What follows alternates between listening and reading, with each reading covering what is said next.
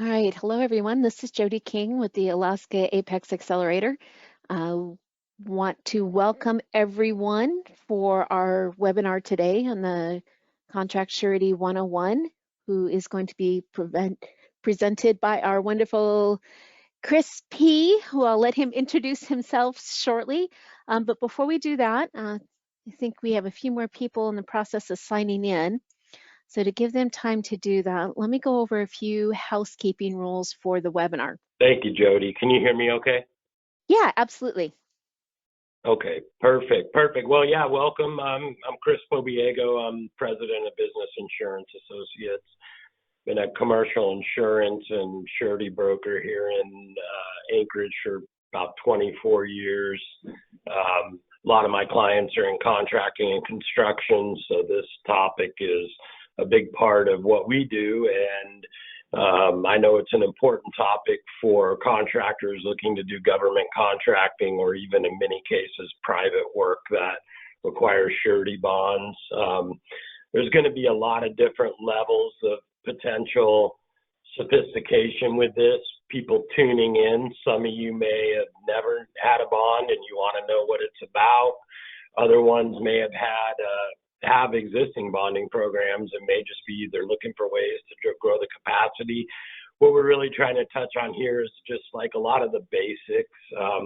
And that could be a good reminder, even if you do have an existing program and you're already familiar with how surety works.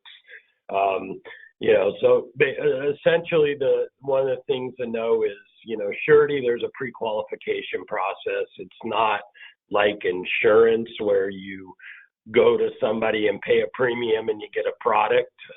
With a surety, there's a pre-qualification and, depending on the circumstances, contractors may or may not be able to get the bonding that they want to work on these jobs. And so first, just to talk about contract surety real quick, we're talking mainly about bid performance and payment bonds. Bid bonds allow you to post the bid security to bid the job.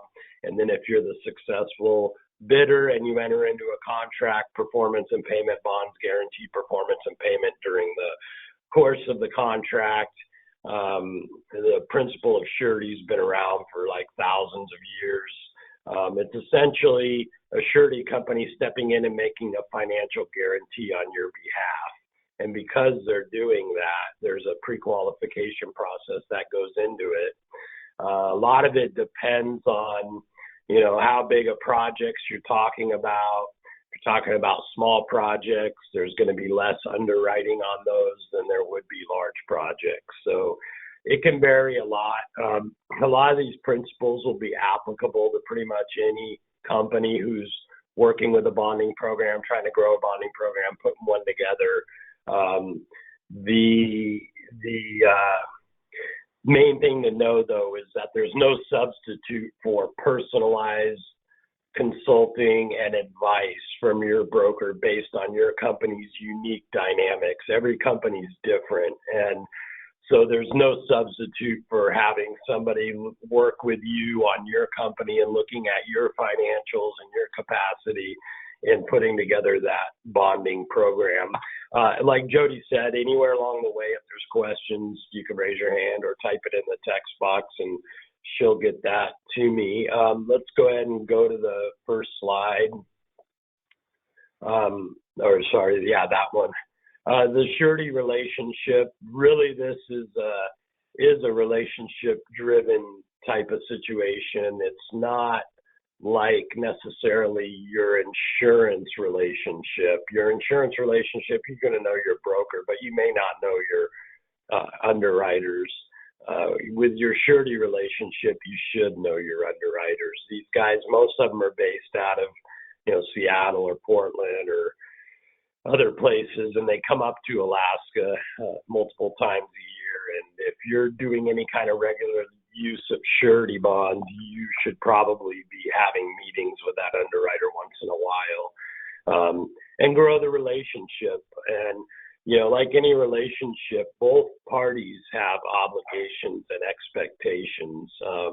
It's easy as a contractor for me to think of the surety's obligations and what my expectations are. I want bonds and I want them in a timely fashion and I want them at the most competitive rate I can get, so on and so forth. But as the contractor, you also have obligations to nurture and grow this relationship with your bonding company. And there's a lot of ways that you can do that. Some of them I've bullet pointed on here. You can provide accurate and timely information and documentation. Being transparent is very important. Your bonding company is probably going to know everything about your company inside and out, and you want to be forthcoming about those things. You don't ever want them to find out surprises or things that don't add up. So it's really important to provide accurate and timely information and documentation to the bonding company. You need to commit to providing the financials at the level of assurance that is necessary. And that just means, what kind of bond program are you looking to support, and are you presenting financials that are consistent with what the underwriter wants to see? So in other words, a lot of bonding companies have express programs where you might be able to bond up to 600, 700,000 based only on your personal credit and your work history. You may not even have to provide financial statements in order to get a $700,000 bond. But if you're looking to bid a $1.2 million job, then you're probably having to submit a balance sheet, income statement, all of your financial statements.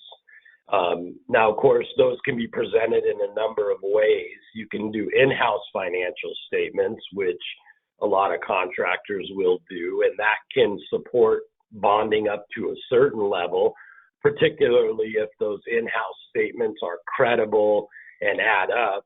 But if you're regularly bonding $1.5 million, $2 million plus jobs, you're really starting to get into the area where you would need to have a CPA reviewed statement. And it's not cheap. As a contractor, you're going to pay whatever, 8, 10, 15 grand to maybe more to have a CPA reviewed statement. But if that's what's required to support the level of bonding that your program is at, then you have to be willing to make that commitment. And so it's just important to understand that as a contractor, you're going to have to present documentation and information that's consistent with underwriting best practices. You're not going to be able to take an in-house statement from QuickBooks and go out and bond $2 million jobs. That's probably going to be a tough haul to do that. And so at some point, you may have to open yourself up to committing to a higher level of credibility and assurance on your financial presentations. Large contractors, very large ones, have to do CPA audited statements, and who knows how much that costs, $50,000, $100,000, a couple $100,000. But ultimately, it's important just to know what kind of bonding program you have and you're needing to support, and are you providing the necessary level of assurance that the bonding underwriters want to see. This is a real big one, and especially when we go from in-house financials to CPA reviewed financials. That's a big jump in cost for a contractor. But if they're wanting the type of bonding that requires that, then you have to be willing to make that commitment and absorb those costs. And then we talk about growing equity and liquidity.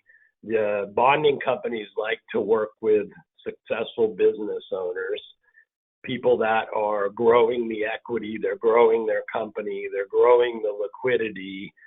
What doesn't look good is if over a 4 or 5, if you have a lengthy period of time and your company isn't growing at all, every bit of profit that you make in the company, you're pulling out of the company. You're not growing the equity. You're not growing the liquidity. That, to a bonding company, could cause you some problems over time. They want to see companies grow, make money, and maintain liquidity and cash on hand. And then another piece to this is to the pursuit and the completion of profitable work. They don't want to bond you on 3 $1 million jobs, and at the end of the jobs you didn't make any money, then you kind of start to wonder about things. And so they're in the game to work with contractors who can complete projects and complete them profitably. And then a stated business strategy and updating that as necessary. That just really gives you an opportunity to bring the surety company into what is your company, where are you going, here's how you're doing it. Any of those kind of things where you're able to display that you have a strategy and you're executing it, those can all be really beneficial to a bonding company and an underwriter. Let's go ahead. So just to recap this slide, the relationship is an important piece. The surety broker, the surety underwriter, these are going to be people you work closely with. They're going to know everything about your company, and they're going to be in a position to try to help you and try to work with you. You have to do the things on your end as a contractor to keep up that relationship. It's no different than if you have a spouse. You're going to have obligations and expectations. This too is a relationship. You're going to have to do certain things, and it's important to know what those are and have a game plan. We'll go ahead and jump to the next slide, Jody. Surety capacity. This is how much surety capacity are we talking about? Every project that is put out to bid has potentially different bond requirements. Some of them require a bid bond on any size project. Other ones require a bid bond only if it's over $100,000 per the Miller Act. Some of them want a bid bond, but they don't want final bonds. Other jobs, you don't have bid security or a bid bond, but if you get the job, you have to have final bonds. So it's important when you're reading through your bid specs that you understand what the bonding requirements are and that your surety people understand what the requirements are.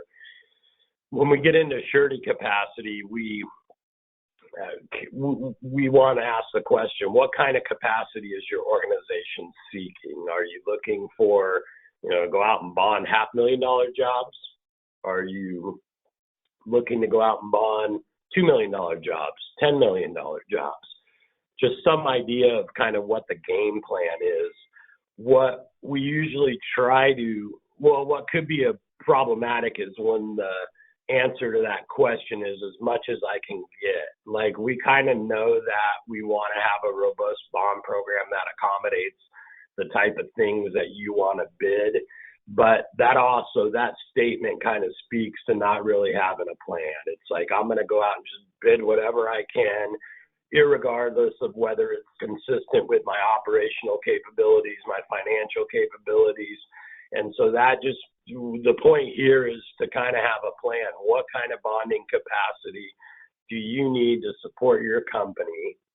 And then once you understand that and you can develop a strategic plan, and maybe you're in that place today and you have the bonding program you want, maybe you're looking to grow it more and now you have a game plan to get there, but there's some thought that has to go into this. What's your game plan? How do we tie your bonding program into your strategic objectives and the type of projects and capacity-wise that you want to go out and bid?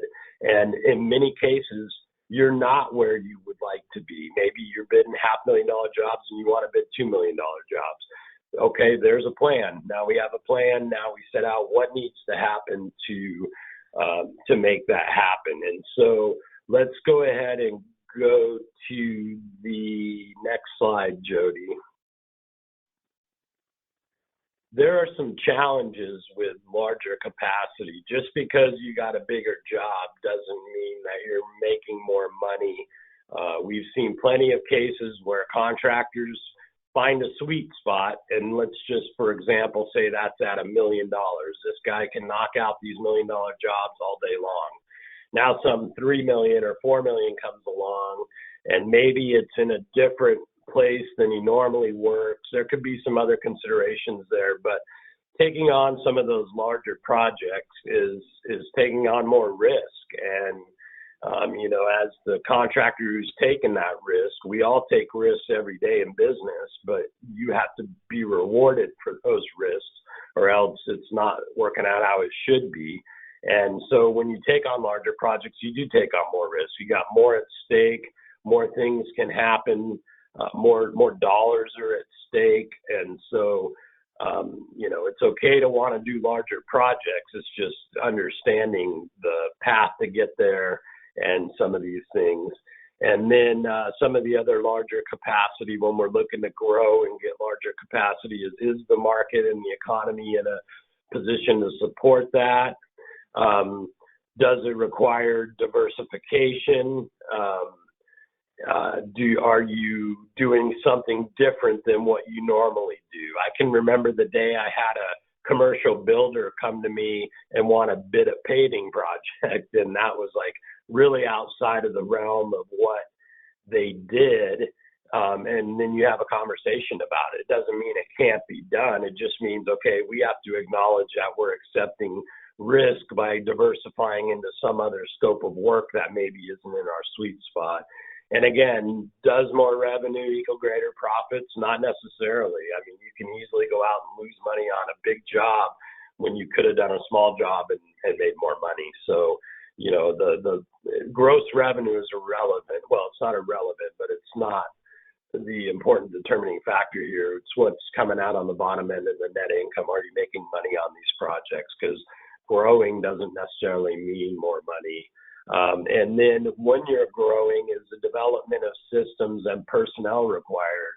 If you're used to doing those $1 million jobs and you got a $3-4 million job you want to do, there's a lot of times more that goes into that than just saying, okay, here's just a bigger job. Now, maybe it is just a bigger job because it has more intensive material supply costs or something. But in general, when you're growing, you have to develop all the systems and they have to grow along with you. The $1 million contractor has one set of accounting systems. They may have an in-house bookkeeper and they send their annuals over to the accountant to do taxes, whereas the $3 million or the $10 million contractor might have a controller. They might do a lot more in-house financials and reporting. They have a more sophisticated accounting system in place. So it depends, but that accounting system is one area you have to grow your capabilities, your manpower, your materials, your suppliers, your equipment. All these things have to grow along with just more than saying, okay, I want more bonding and I want to do bigger projects. It's about growth, identifying the risks in these growth, and then coming up with a plan. Let's go to the next slide, Jody. All right, so contractor growth. This is the most vulnerable time for a contractor when you're growing. The bonding companies know that, and they will act as a check and balance against overexpansion and overgrowth. And what that means is, if you're used to doing those $1 million jobs and that's what you do, and then you come at them with a $10 million job, there's going to be a lot of questions, and they may very well say that's a bridge too far to go jumping from $1 million jobs to $10 million jobs. We would rather see you do a $3 million job and then maybe a $5 million job. They would rather see that kind of slow incremental growth and establishing a track record, building that relationship. They understand that this is the most vulnerable time for contractors when they're growing. And again, it goes back to some of the things on the last slide where you could have, you're growing, you got more people to manage, more systems to manage, more financial reporting requirements. There's a lot of things that can go into that. And so just understand that as a contractor, when you're growing, that's a risky time, and there should be a defined plan for the strategic growth there, and align that with your bonding capacity and your bonding underwriter. Contracting already has a high failure rate. I think next to restaurants, it's like the second highest, like 12 or 13% a year. And if you look, a lot of those were contractors who were trying to grow, and they bit off more than what they could handle, and didn't grow all the other systems along the way. And then, so that's the really important thing to understand about that piece to it, and to understand that the surety is going to act as a check and balance. You might not be excited about that, but I've had people come into my office and sit down and they have no bonding program, and they tell me they want to bond a $10 million paving project without any appreciation for like what exactly goes into that and how this whole system works. So talk to your surety people a lot, get good information, let them know what your plan is. If you're growing, make sure you have a plan to grow the systems along with it. And part of that is upholding your piece of that relationship with the bonding company. I'm not just going to demand higher bonding levels. I'm going to do some things on my end that's going to show you that I'm running the professional company and we're growing these systems along the way. Let's go ahead and go to the next slide, Jody. I'm going to get in a minute here. I'm going to dig into a little bit of the financial information. It's going to be kind of an overview of some of the key financial pieces, because that's an important part of putting together a bonding program. But it also, I'm not going to go into like super in-depth concepts. That's something you need to work with your surety people on, understanding your financials, how their expectations are for reporting it, and what they're looking for on there. Most of the surety underwriters from one company to another, they all have their own little caveats. Maybe one surety company doesn't like design build, another surety company doesn't like environmental. There's caveats and differences in their underwriting appetite, but by and large, they're all looking at the same financial ratios and the same capacity and capabilities of your company. So the underwriting isn't like tremendously different from one company to another. Think of it in terms of, if you go in to get a bank loan, you're going to have to undergo underwriting. You have to submit financial statements. The bonding is very similar. You're applying for surety credit. You're going to have to go through this process. And so with the surety underwriting piece to it, there's markets out there. I think we work with probably 7, maybe 8 different bonding companies. Most brokers do have multiple options, and it's partly the broker's job to figure out which surety company you're going to be the best fit with.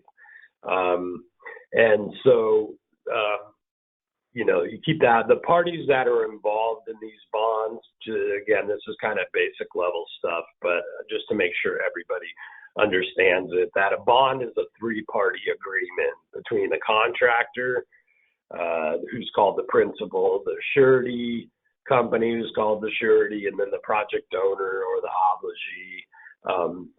These bonds are a 3-party agreement, whereas insurance, when you take out an auto policy or general liability, that's just a 2-party agreement.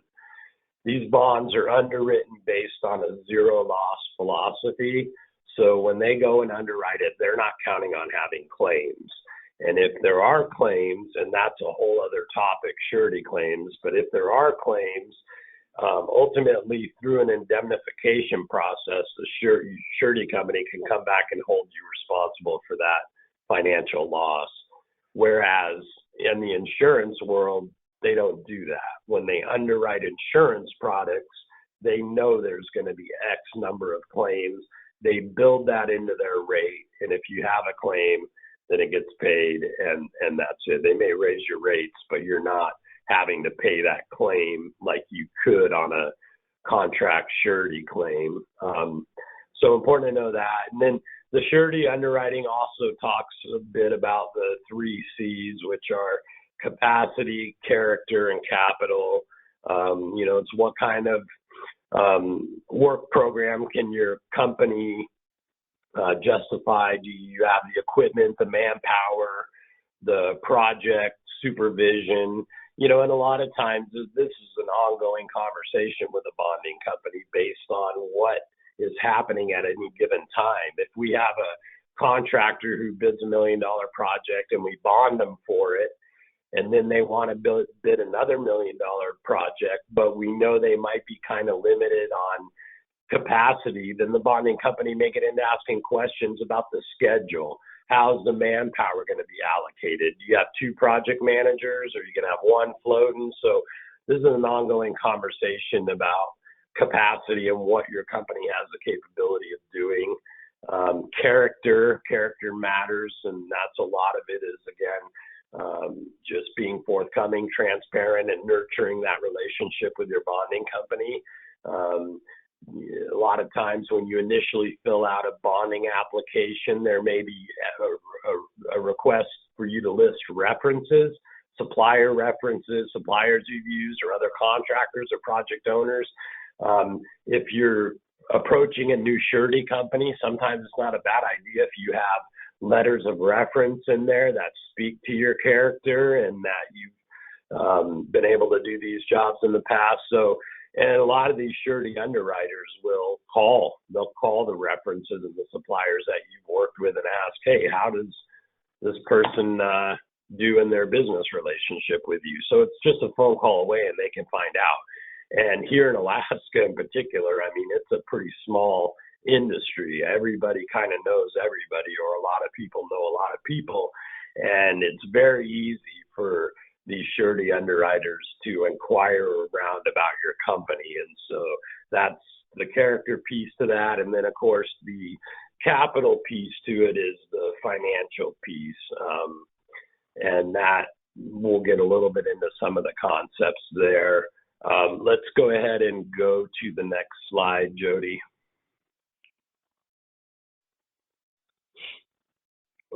So now we'll just look real quick at some of the basic financial things that a bonding underwriter is going to look for when you submit financial statements. And again, to reiterate my point earlier, is what you have to submit depends on the bonding program you want to submit.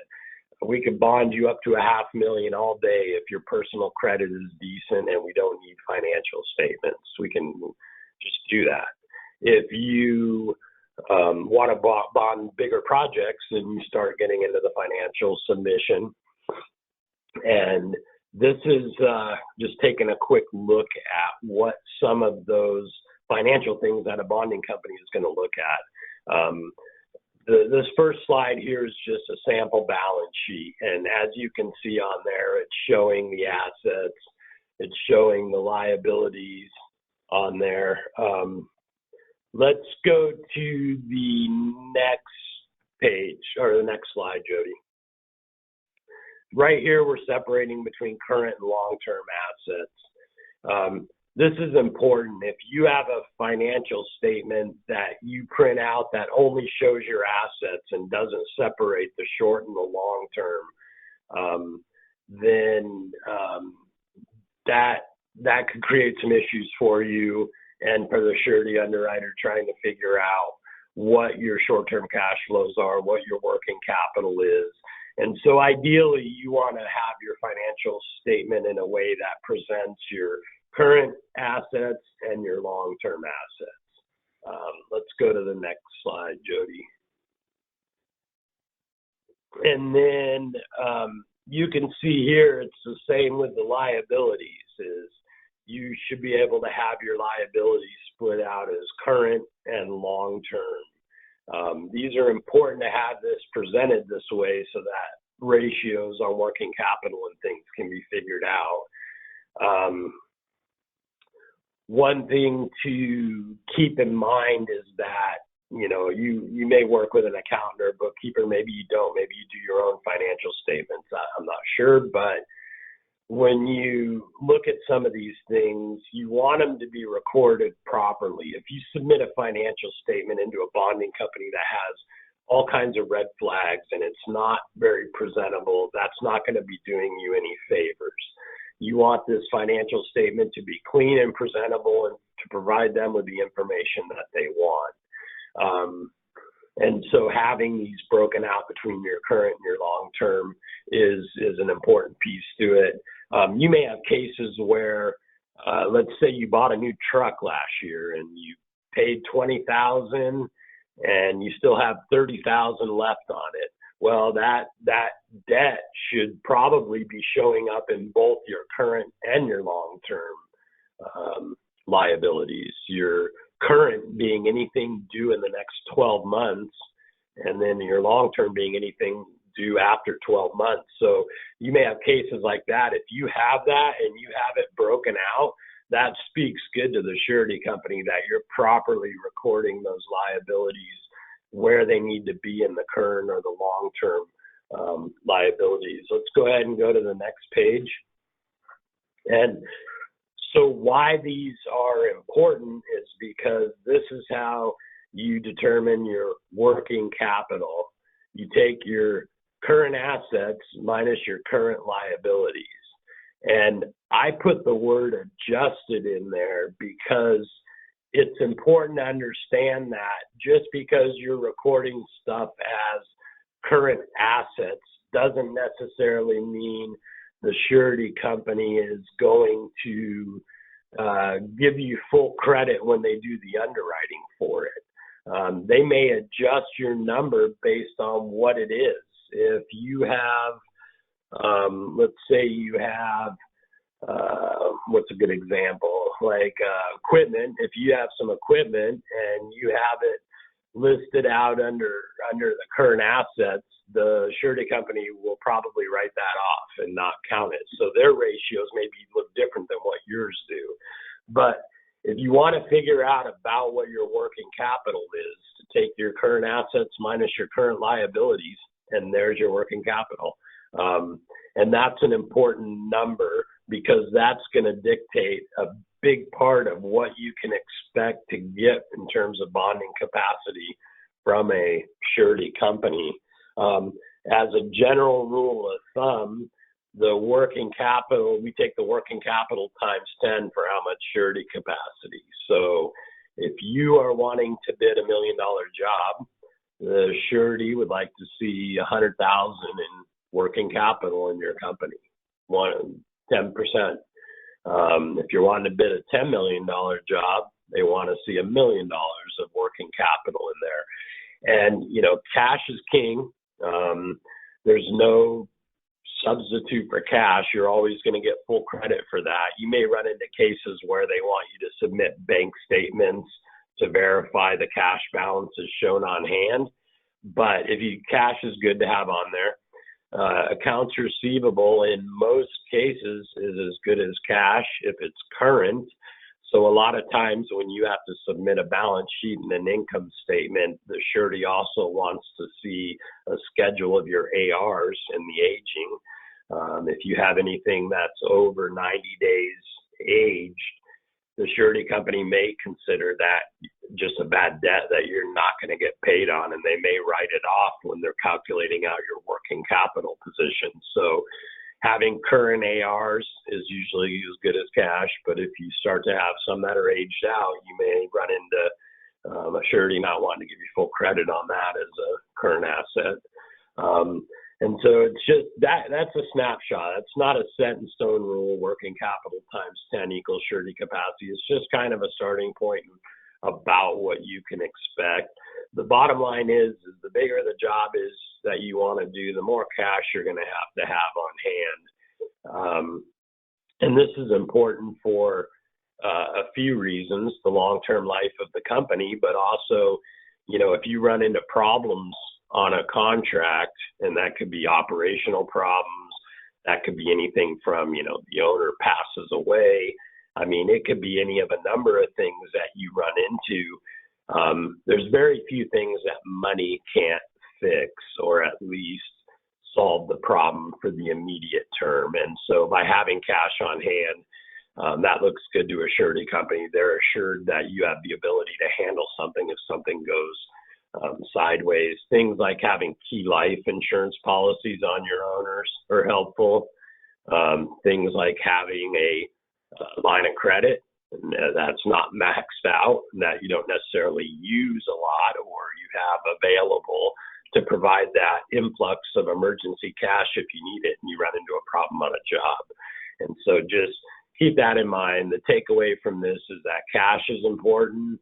and so is working capital. If you're running a deficit of working capital, you're going to have a real hard time bonding anything outside of those credit-based programs at 500 or 700,000.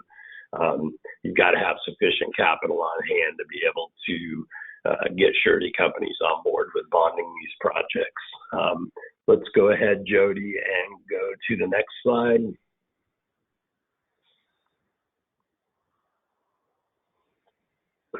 So then we look at the question, and to me, working capital is probably the single biggest reason why contractors either haven't been able to bond projects or get bonding or bond larger projects. This is usually the biggest piece to it. Most guys have the capabilities to go out there and do the work in the field. They have some idea, they understand that, but this is usually the biggest obstacle to growing a surety program.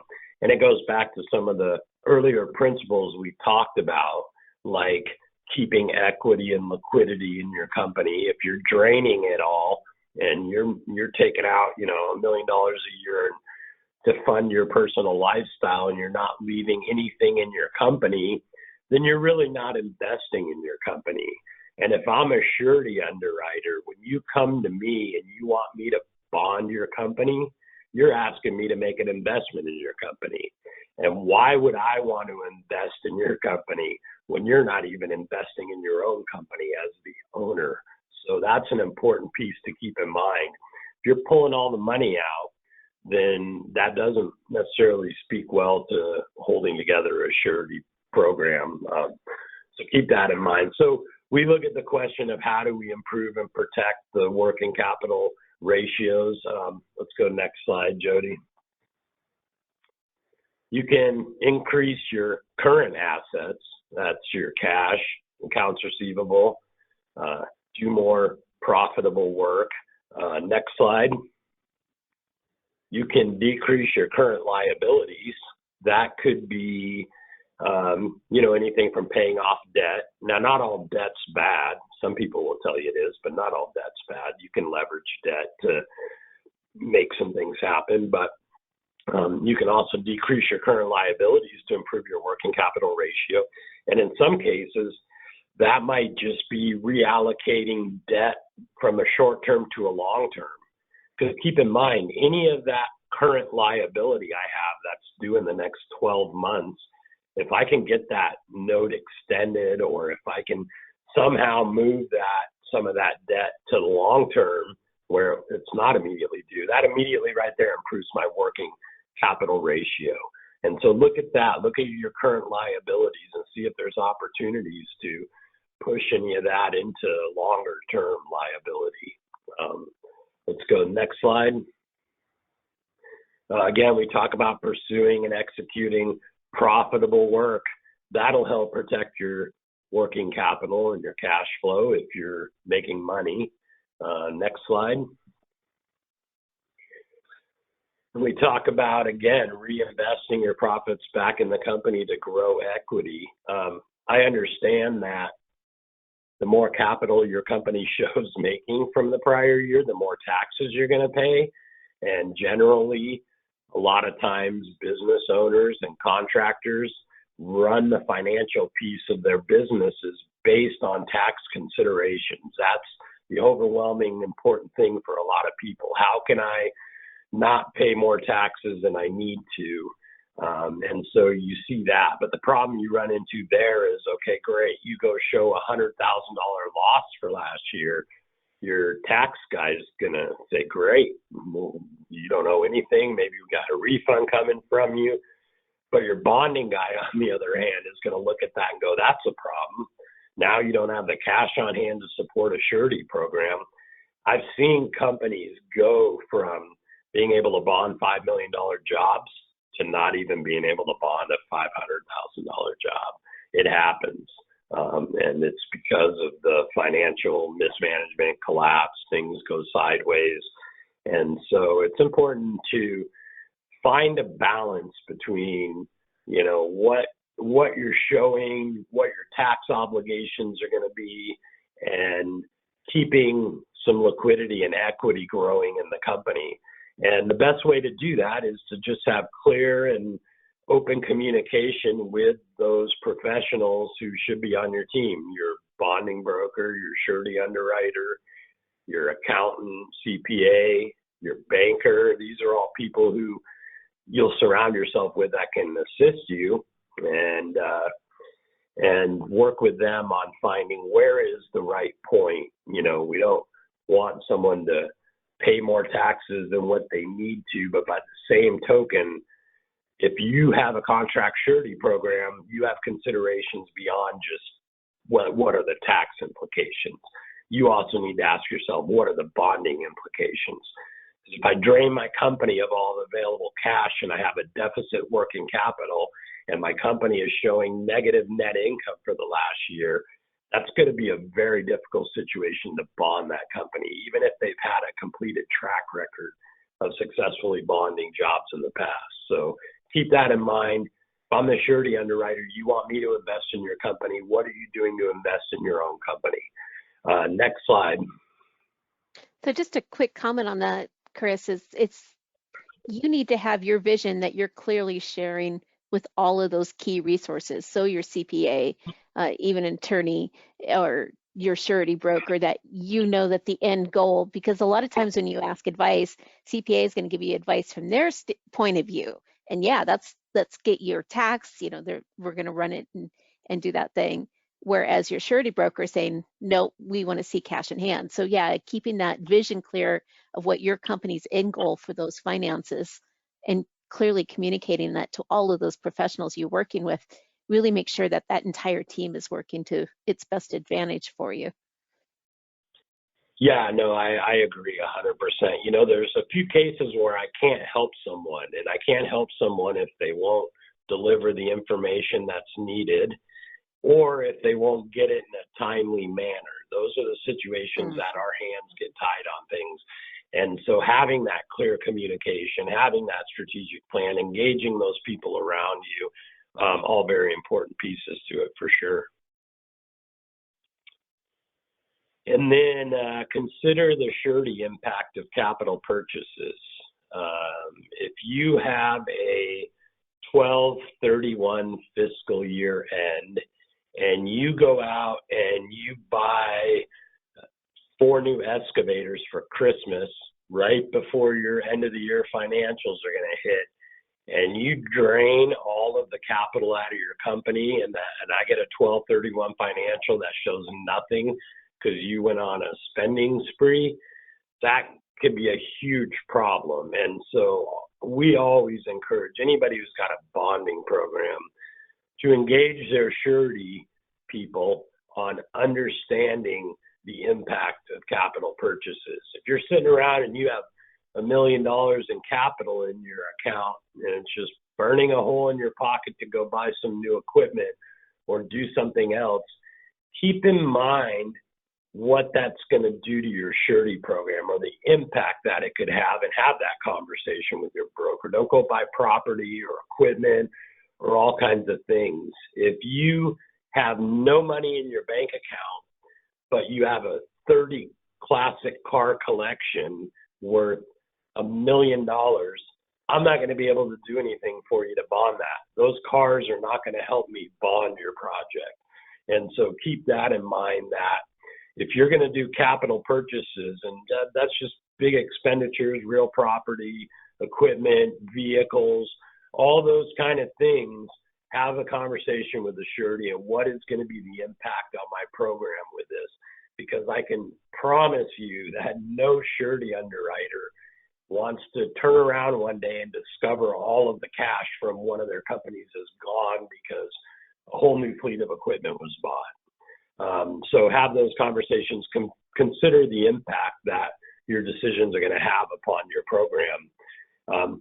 Think of it this way. In our earlier ratio of working capital, $1 is equal to $10 of surety credit. $1 of working capital, I can get $10 of surety credit. So if I have $1 million of working capital, I can get $10 million in surety capacity. The same is true when you're buying equipment. If you go out and buy a $500,000 excavator, you just took 5 million out of the working capital equation. And so consider the impact of that when you're making decisions on what things you should buy. Fixed assets like equipment or vehicles often aren't going to do you a lot of good in terms of the surety underwriting. Yes, you need equipment to do the job and to maintain the operational capabilities. We get that.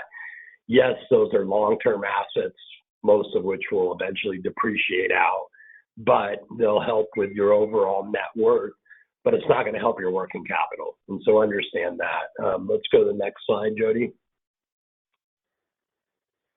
Another way to improve your working capital is to make sure all of your accounts receivables are collected and that you understand what your pay obligations are. Sometimes you can get discounts for early pay, but ultimately, with regards to collecting the accounts receivables, doing the work is half the job. The other half is getting paid for it. And depending on who you're working for, you could be working for government entities where you're almost assured going to get paid, but it may be a really slow process until you get paid. Or you could be working for a private company and that company goes bankrupt, or that company is having financial problems and you're not getting paid. And so collecting your accounts receivables in a timely fashion is going to help protect your working capital and improve it. Next slide. Do regular cash flow projections and work in progress schedules.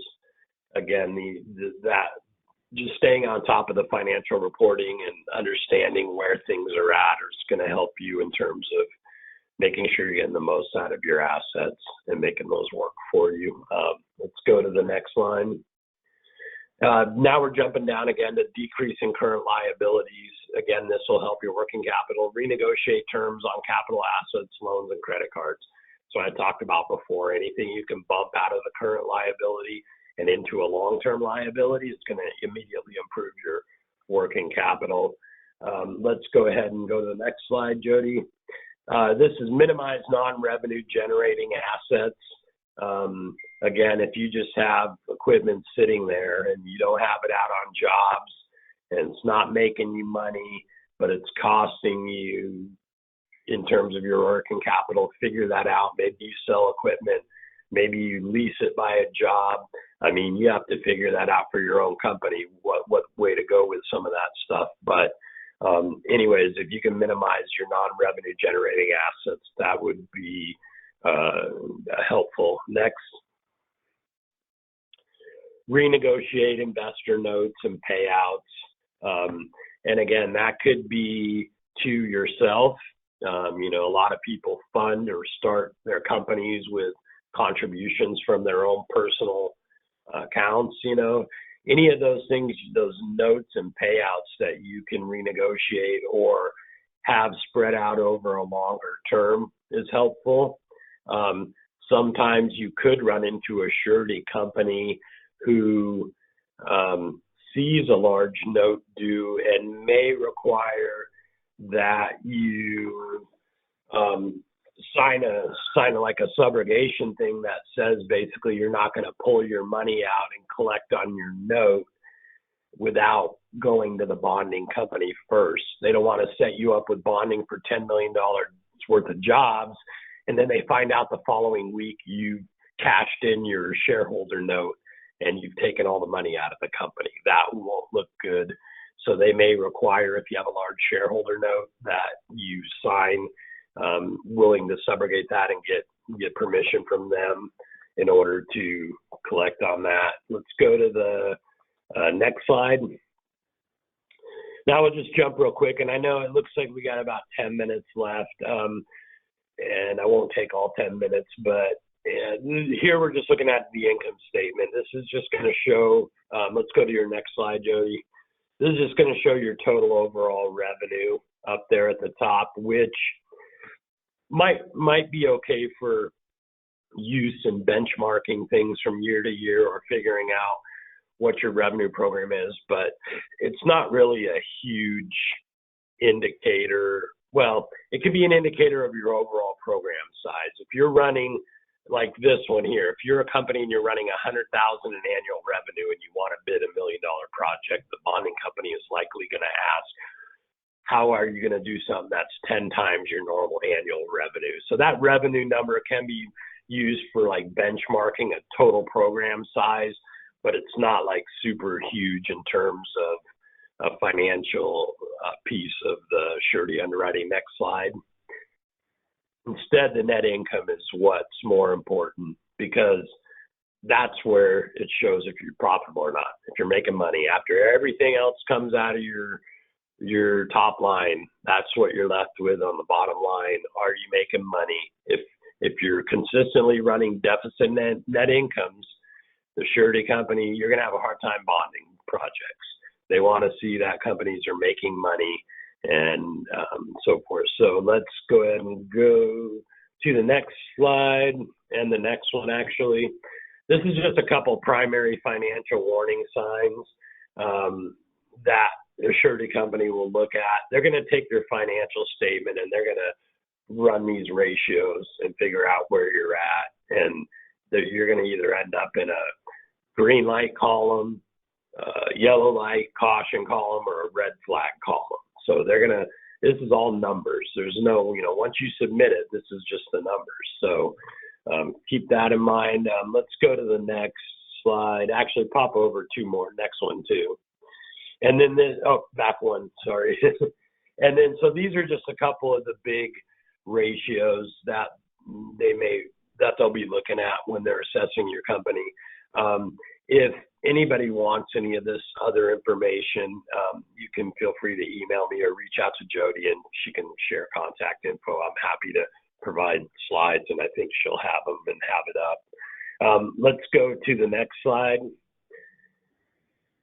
The only source of knowledge is experience. So despite all the financial stuff we just talked about, experience matters too. Usually a bonding company will entertain a job twice as much as the biggest prior project you've completed.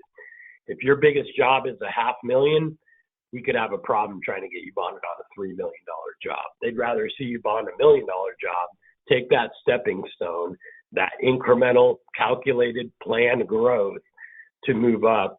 And so there is really no shortage for experience in what your prior project is. Now, if you're in a newer company, you might be able to pull some resumes together for your project managers or people where you can really show that you've had capabilities of doing bigger projects and what you've done within this company. But keep that in mind, that they're going to always want to know what your prior largest project you do is. Next slide. Actually, let's bump up two more. And then, so this just tells you some of the key points on there that, all the professionals that you work with want to see measured, slow, and calculated growth over time. Let's go next slide. Real quick, I'll go through these. Go ahead and flip up like 3 or 4. I think that's good. So a lot of times, if you don't have the financial ratios necessary to obtain the kind of bonding you want, there's sometimes creative options you can look at. There's an SBA surety guarantee program where the SBA on qualified accounts will back 80% of the bond. That in turn lowers the risk for a bonding company, and they are willing to extend capacity that they normally might not. There's some caveats to that program, but we've successfully used it to get contractors bonded on projects bigger than what they've been able to do just through the normal standard channels.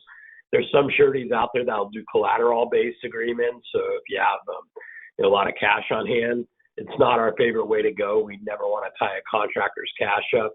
A lot of times these are just extreme cases where we need to get a bond done.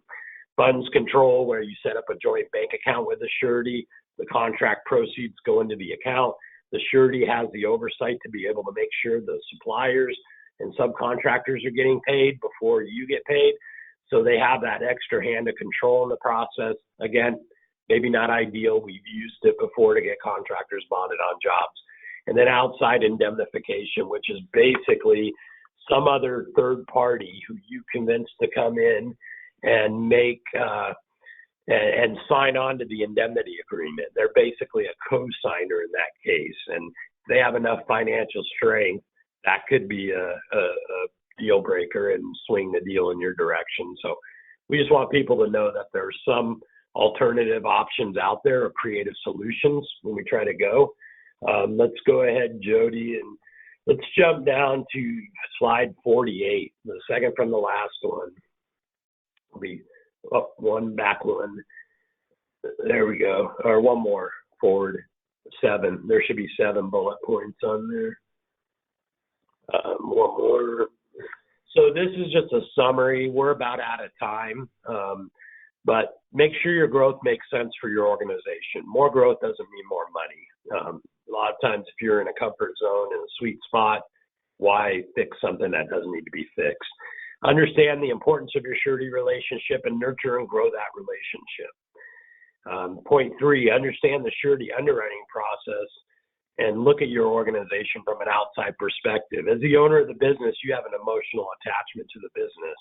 And so sometimes looking at it from an outside perspective can be helpful. Number 4, understand the important role of financial statements and key ratios that they're looking for. Number 5, understand the importance of credibility and assurance of the information that you're providing. Again, transparent and timely. Number 6, communicate your plans, why the project makes sense, and advise the surety of any strategic changes that you might be going through. And number 7, there is no substitute for individual specific consultation and advice, working with your broker and your surety people to make sure you're providing them what they want and they are delivering on the kind of program that you need to support your goals and aspirations. We'll go to the last slide. It's got my email address on there. If anybody wants to shoot out or give me a call, I'm happy to answer any questions. And other than that, I think that about covers us for just kind of some of the basics of the Surety 101 relationship and what you can expect. Thanks, Chris. So if anybody has any questions, Tina did ask if you'll have access to the video or slides following this. Yes, we will have a recording. This event is being recorded. The recording will be posted on the Alaska Apex website, and we should probably have that up there by Friday. I'll email everyone that signed up for the class and let them know when that recording is available. And yes, I will have slides sent out to all the attendees this afternoon. So a lot of good information. So if you guys are one of those where you have to take all this information that you've gained and let it churn around in the brain pan for a little bit, and then suddenly you have a question, again, feel free to reach out to Chris, or at a minimum, you can always reply to your webinar invitation, and I am happy to forward those questions on to Chris as well. Because there was a lot of great information. I actually did work with a client right about that era of the housing crash where they were going gangbusters doing customized homes, and they fabulously successful, and they were just moving into the commercial realm for the bigger commercial projects.